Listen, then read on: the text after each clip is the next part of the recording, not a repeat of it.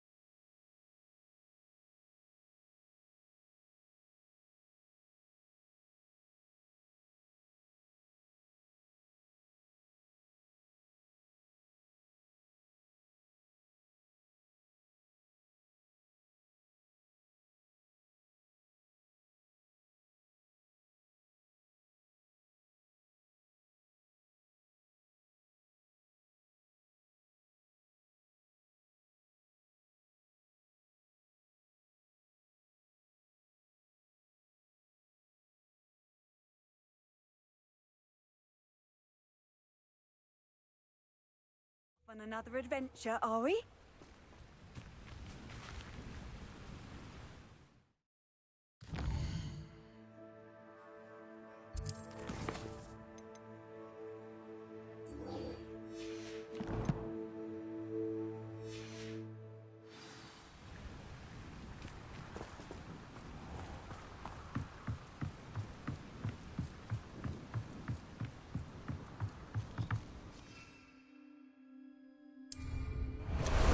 Time for a jaunt, I'd say. No need to race now, my friend.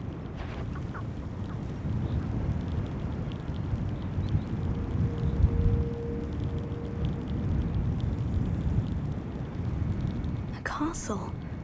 Must have been quite stately in its time.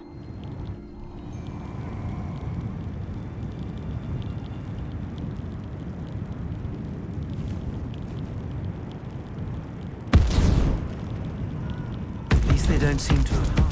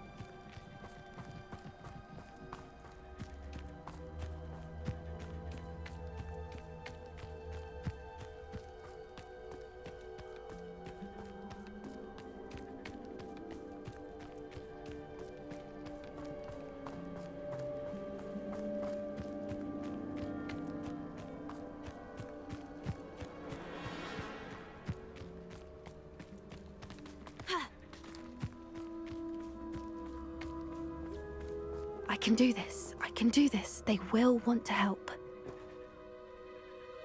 Is this where we're meeting the centaurs? Well, they don't exactly know we're coming, so it's less of a meeting and more of a surprise, I suppose. I'm not sure about this. I can't imagine they're fond of being surprised. We don't have a choice if we want to help the Snidgets. Perhaps they'll be able to tell that we're sincere. There's something about them that's so knowing. It's almost unnerving. I suppose they are known for having an air of omniscience. That's exactly the right word. Never mind. What is it? It's nothing, truly. We've no secrets to hide. That's right. We'll simply be honest with them about what we're trying to do. They'll have to help us, won't they? Yes, of course. You're absolutely right. We'll meet with them, tell them about the Snidgets, and I'm sure to all be fine.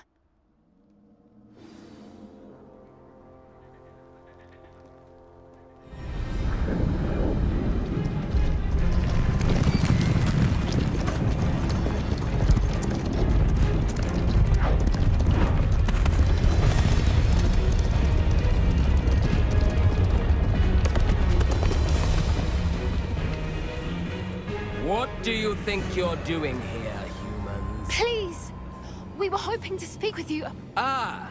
I suppose you'd like a tale for your friends of the time you spoke to a centaur, and it spoke back. No, never! We're here because we need your help. Enough! You made a grave error in judgment in coming here, little witch.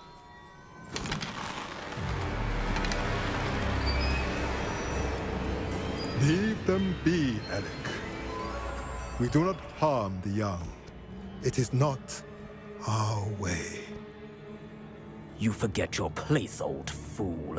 I'm the leader of this herd, and while you cling to our way, their kind continue to slaughter beasts like us without a care! From what I can see, they have slaughtered no one. They will leave here unharmed. Mark my words, Doran. If I ever see them again, it will be all 3 of your heads.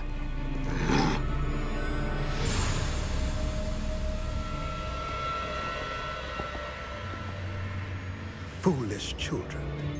Do you know what happens to wizards who wander here?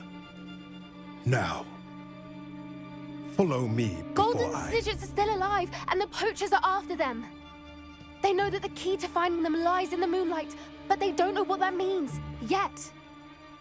Please, help us find the Snidgets before the poachers do. Could it be?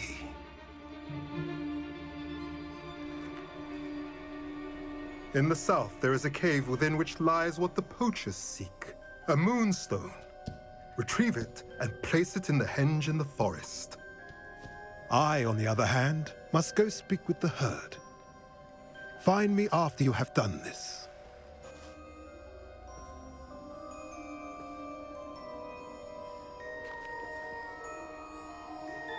I don't understand. So the moonlight mentioned in the journal doesn't refer to actual moonlight, but to a moonstone. What do moonstones have to do with Snidgets? And why was he so certain about where we could find one? Isn't moonstone all around us? Why retrieve one from a cave? Knowing centaurs, I suspect he's referring to a specific moonstone. We'll likely know it when we see it. I don't know, but I am inclined to believe him, what with his being a centaur and all. I am too. It is a shame how quickly he left. What was his name? Doran. That's what the leader of the herd called him. Well, if Doran knows something we don't, I'd rather act now and ask questions later. I can head to the library and start looking into the cave he mentioned. I'll let you know what I find.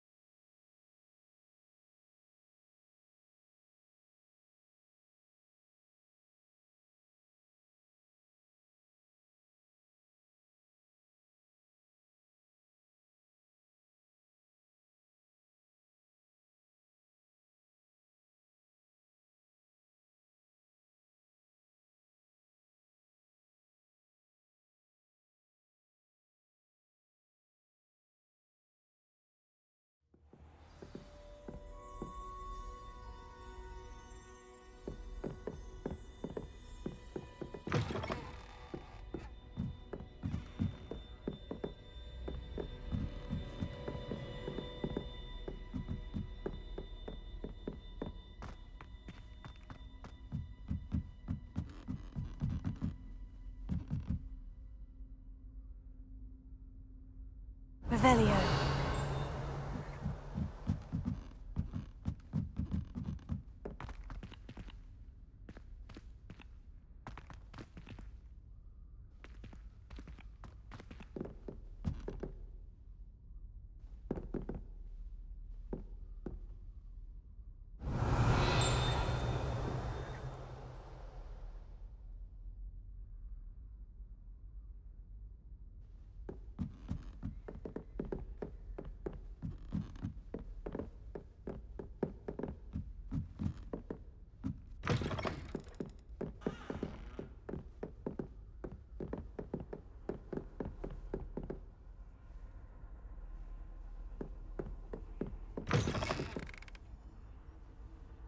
How nice to see you, my young friend.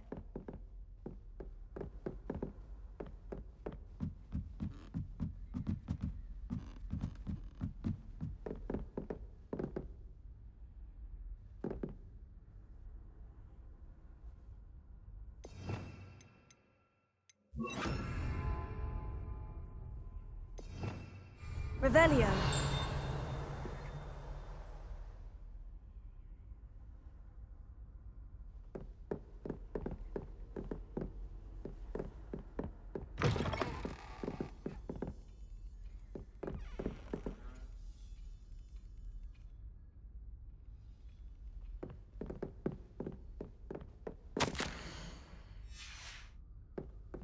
There's the cabinet. How do I get this key in there?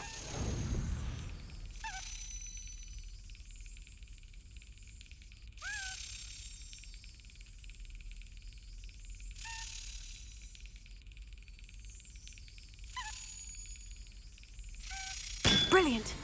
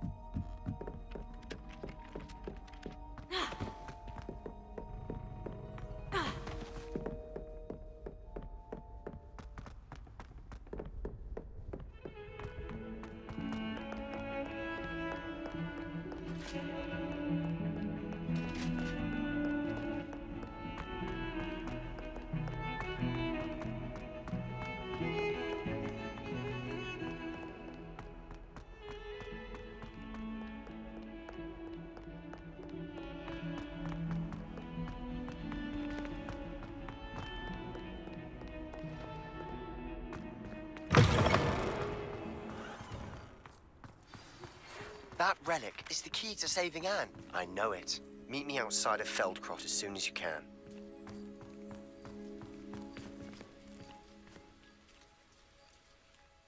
Hello, Nellie. I managed to get a Daedalian key into its lock. Brilliant! What did you find in the cabinet? A curious token of some sort. Looks like some sort of house token.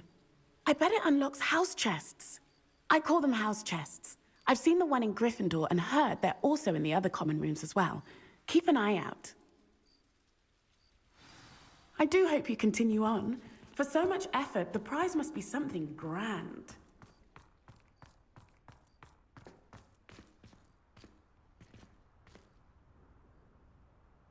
I should see this through and find the Hufflepuff house chest.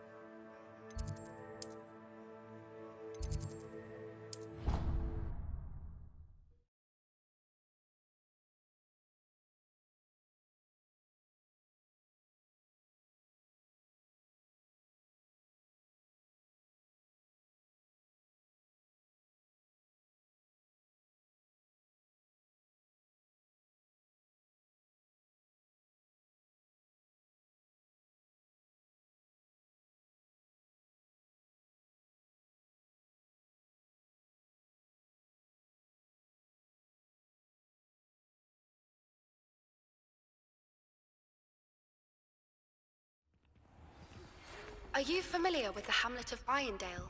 It's south of the castle. I think the cave that Doran wanted us to find is near there.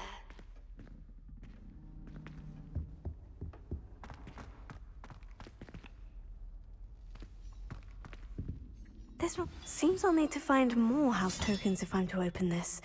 Quite a few by the look of it.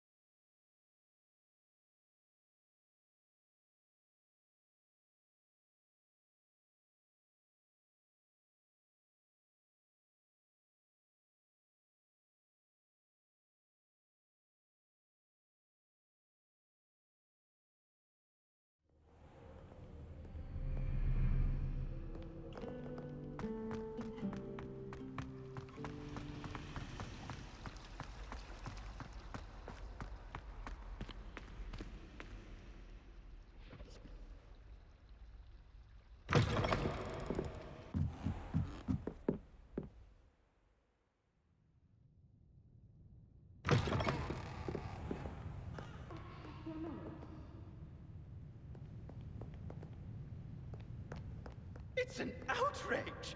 No one makes a fool of Ferdinand Octavius Pratt!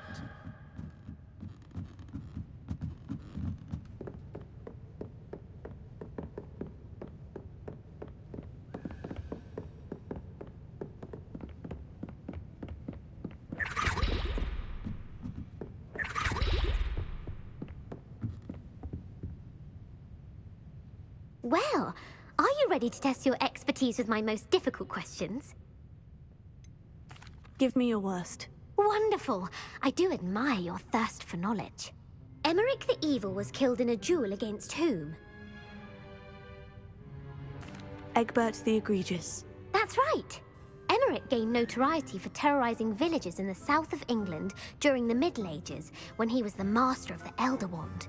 If a chaser keeps their hand on the quaffle as it goes through the goal, what foul are they committing? Haversacking. That's right! Blatching is flying to intentionally collide with a player. Stooging is when two chasers knock the other team's keeper away from the goals so that a third chaser can score. A bite from a mackled malaclaw has the unusual side effect of causing what? Bad luck. Correct! Native to the European coastline, the effects of a malaclaw's bite can last up to a week. What plant excretes stink sap? Mimblus Mimbletonia. Correct! The Mimblus Mimbletonia plant secretes stink sap as a defensive mechanism when touched. The pepper-up potion evolved from a remedy created by which 12th century wizard?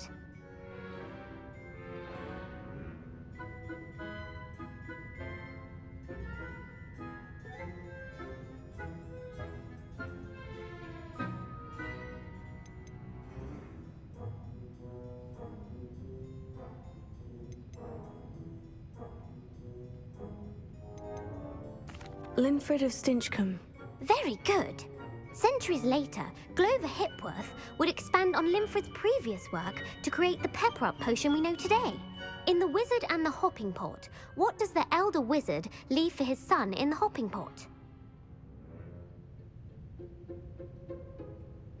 A single slipper. That's correct! The story was created by Beadle the Bard, but there are a few versions. I won't spoil what the slipper was for if you haven't read it recently. The Snallygaster is native to which region of the world? North America. That's right. The part bird, part reptile is a distant relative of the Occamy and has serrated fangs and a bulletproof hide. Who is the Muggle knight featured in the Fountain of Fair Fortune? Sir Luckless. Correct! The three witches in the story are named Asher, Altheda, and Amata. Oh, I adore a story that ends with a twist. The world's largest kelpie is also known by what other name? The Loch Ness Monster. Correct. The Office of Misinformation has worked diligently to discredit any Muggle evidence of the kelpie's existence. Who was the first Minister for Magic?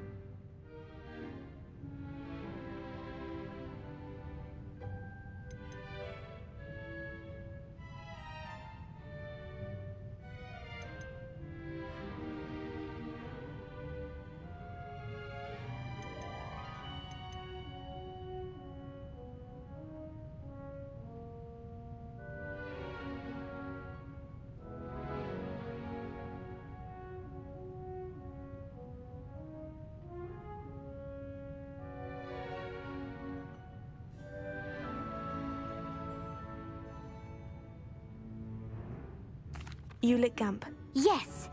Gamp's greatest legacy was the founding of the Department of Magical Law Enforcement. It outlawed the unforgivable curses. You've answered all of my questions. It's nice to know there's another student who appreciates the value of knowledge. I'm frankly astonished by how well you did. You have a talent for trivia. Thank you for humoring me by participating. I had a splendid time.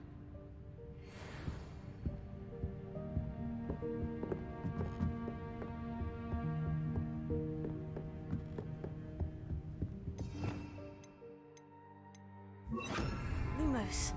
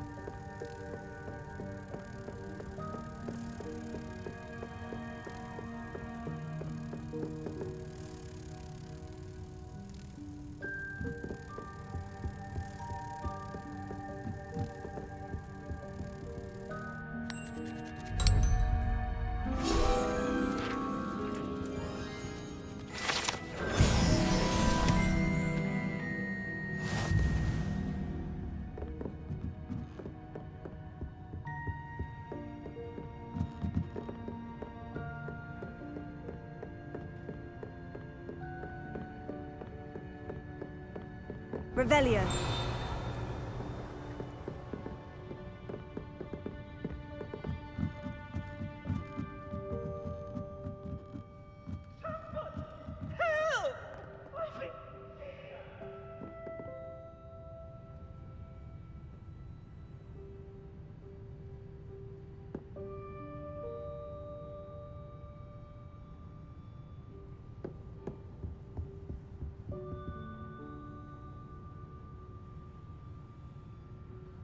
Oh, the Ministry will hear about this! The fiends will rot in Azkaban!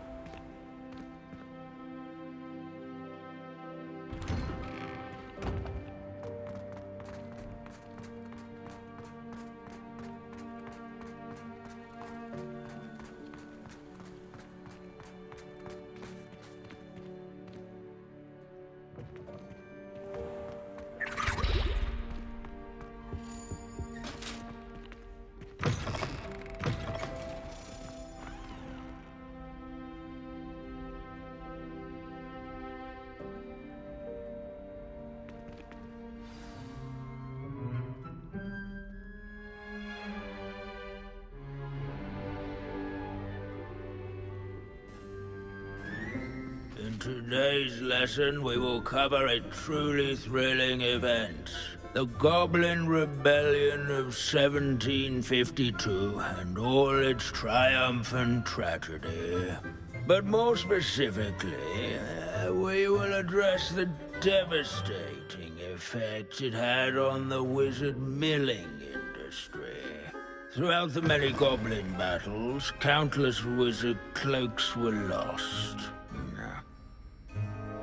Actually, we do know the number.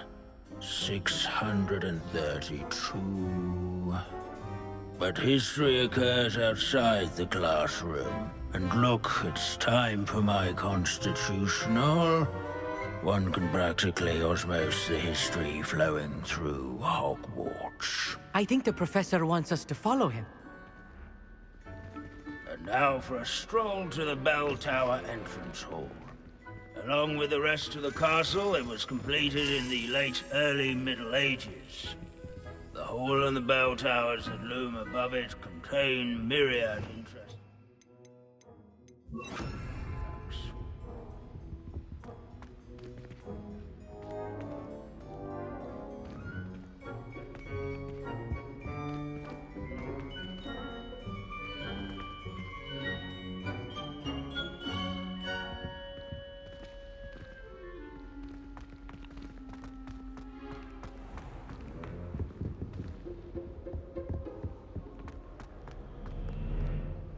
Good to see you again. Recovered from that nasty bout of dragon pox, have we? That wasn't me, Professor. I'm new here. Are you? Well then, welcome. No doubt you're eagerly anticipating my analysis of various wizarding councils, codes, statutes, and of course, goblin rebellions. Not all goblins are rebellious. Some venture into wizarding politics, such as Eargit the Ugly. Some are talented artisans, such as Bragbor the Boastful. Did you say Bragbor? I know that name. Lodgok said he was an ancestor of Ranrock. Well known for his metalwork. I would imagine much of his goblin-wrought iron and silver has survived to this very day. Now, where were we? Oh yes. Back to our class topic for today. Grimbold Weft. Another notable historical figure. He's right nearby.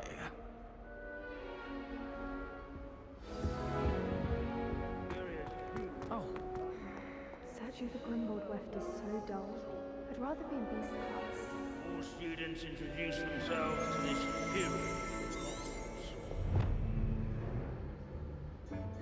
Grimbold Weft is responsible for some of the most important work done in the Goblin Rebellion.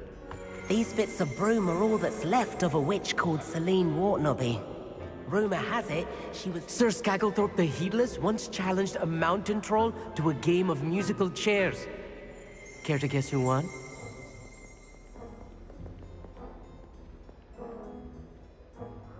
Revelio. Oh, this isn't the one.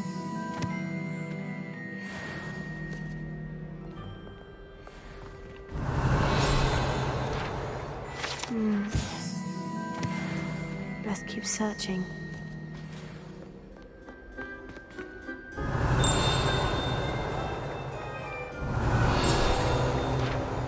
Oh, that's not good.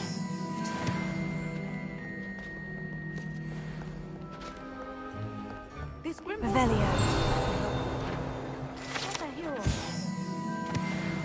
Oh yes, I see you found Grimbold Weft. Yes, I rather enjoyed seeking him out. The thrill of the scholarly pursuit. I know the feeling quite well. Now, let's turn our attention to the agreeability and general good nature of Sir Aphbuttle. He's also nearby. See what you can learn from him for your next assignment. Standing in eternal but symbolic watch over the bell tower is a retinue of loyal knights, or rather, Revelio. statues of knights, I should clarify. Keen-eyed students will spot the statue of Sir Aphbuttle of the cheerful This is a countenance centuries nestled old among the ranks. Confringo!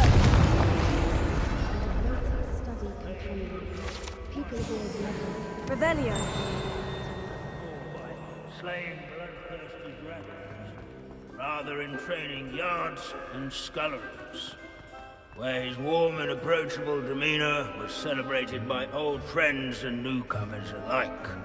I encourage everyone to make the waving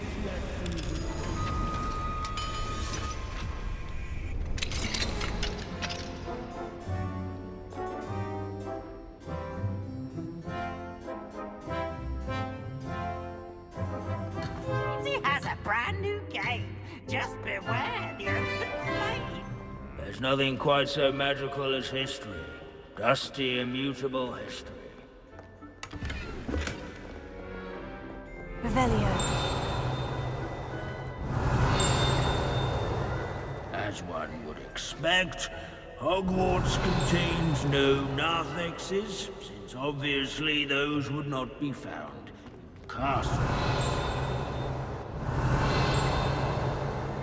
Hogwarts founders could never have achieved such architectural majesty. Powerful magic.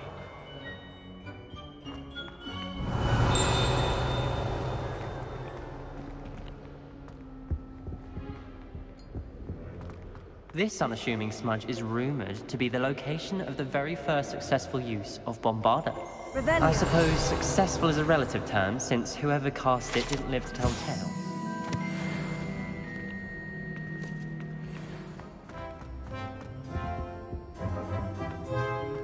All the centuries that Hogwarts has existed, not once has it collapsed.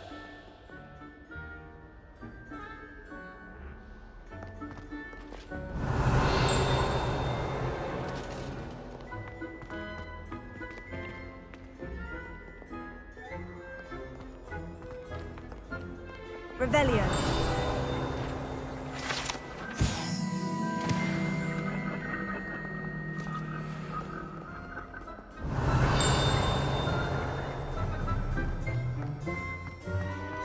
Hogwarts is impervious to the inexorable march of time.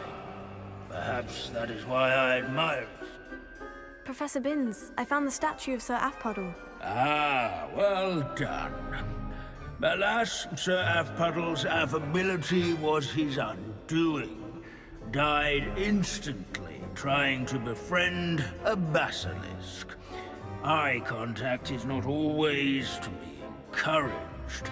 So beloved was he that even some goblins mourned his passing.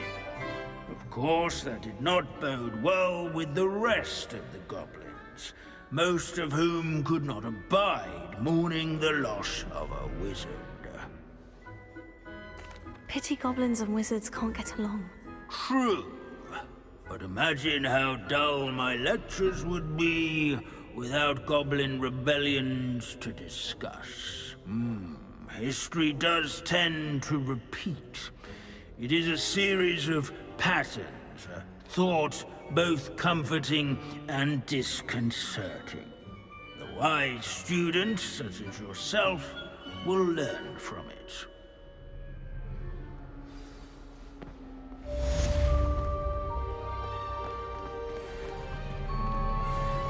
History is written by those who do their schoolwork, so they say. Or at least, I like to say that.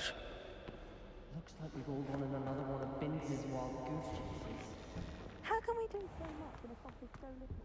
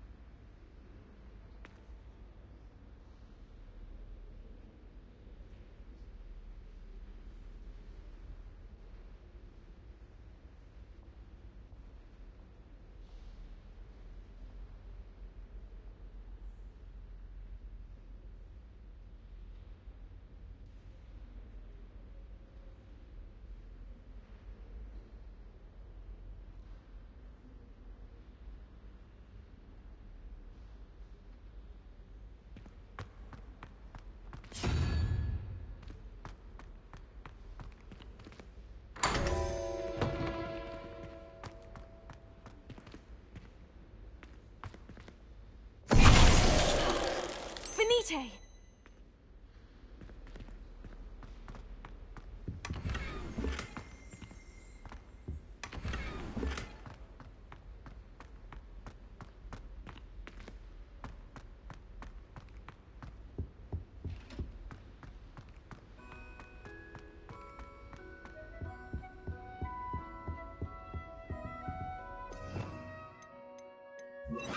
Lumos.